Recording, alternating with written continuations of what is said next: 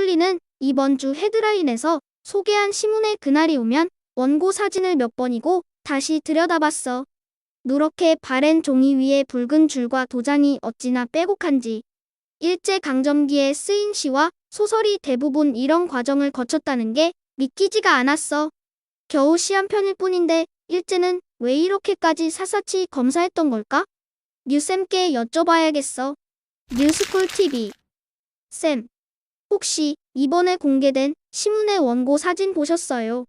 그 사진을 보니까 일본이 왜 그렇게까지 시나 소설을 샅샅이 검사했던 건지 궁금하더라고요. 좋은 질문이야. 사실 일본이 가장 두려워한 건 총이나 칼이 아니었어. 오히려 조선 사람들 마음속에 남아있는 독립을 향한 희망과 의지를 두려워했지. 그런데 시나 소설은 한 사람이 아니라 그걸 읽는 수많은 사람의 마음을 한꺼번에 움직이는 힘이 있잖아.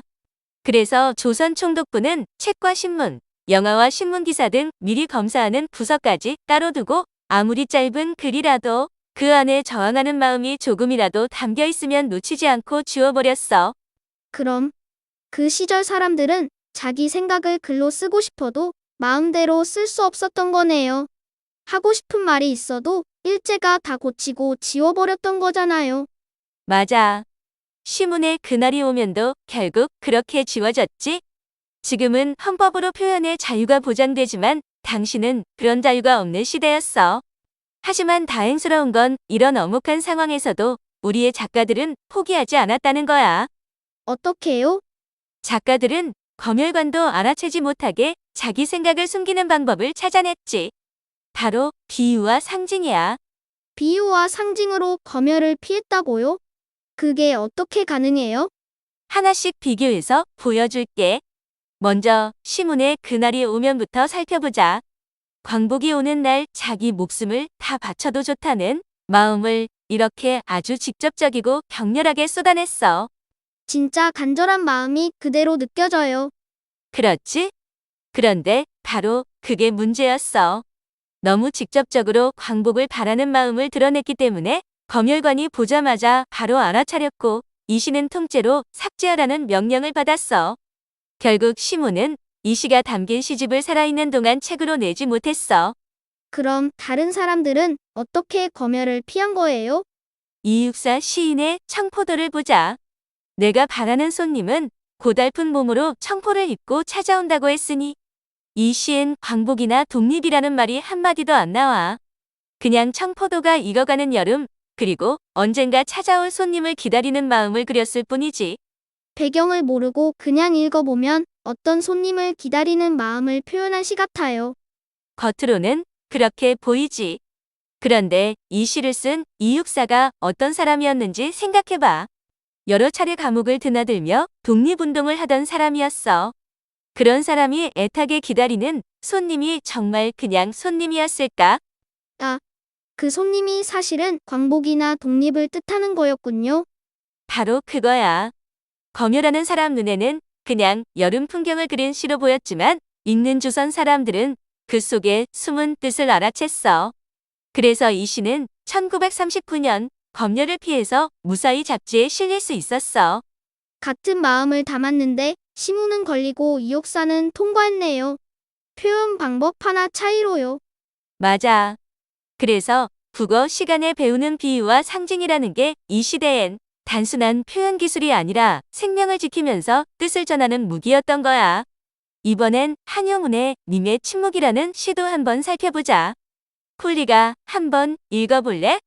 님은 같습니다. 아, 사랑하는 나의 님은 같습니다. 이건 사랑시 같아요. 쿨리 말대로 이 시는 겉으로 보면 사랑하는 사람과 헤어진 슬픔을 노래한 연애시처럼 보여. 그런데 한용운은 3.1운동을 이끈 33명 가운데 한 명이었어. 독립운동가가 노래한 님이 정말 연인일 뿐이었을까?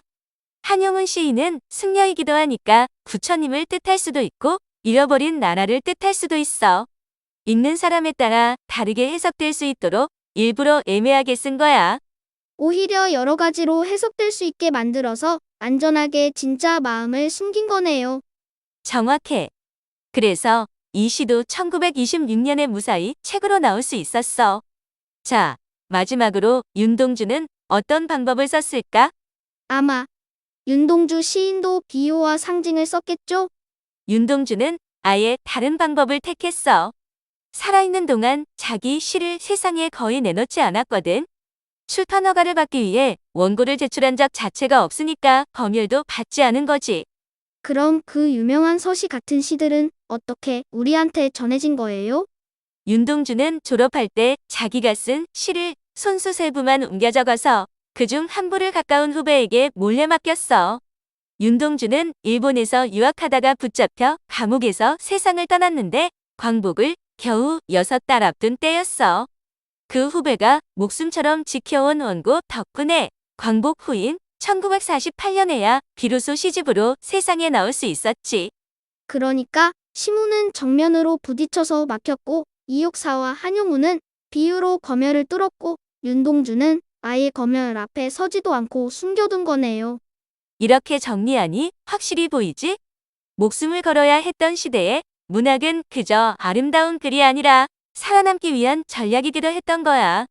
앞으로 시나 소설을 읽을 때는 겉에 쓰인 글자만 보지 말고 이 표현 뒤에 다른 뜻이 숨어 있지 않을까? 하고 한 번 더 생각해보면 좋겠어.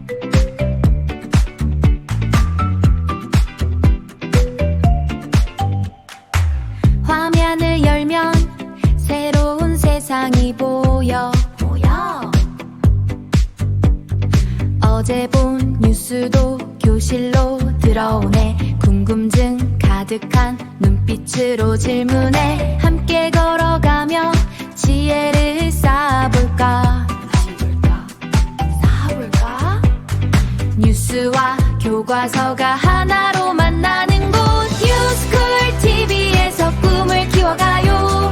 굴리의 호기심 뉴스의 매지혜로 반짝이는 내일 우리 함께 만들어요.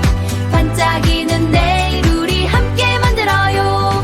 어렵게만 느껴진 세상의 이야기도 친절한 설명에 고개가 끄덕여져. 틀린 답은 없어. 질문이 중요해. 함께 나누면 지식은 커지니까. 뉴스쿨 뉴스쿨 오늘도 즐거운 배움이었어. 다음 주에 또 만나. 홈페이지에는 더욱 재미있는 뉴스 이야기가 가득해요.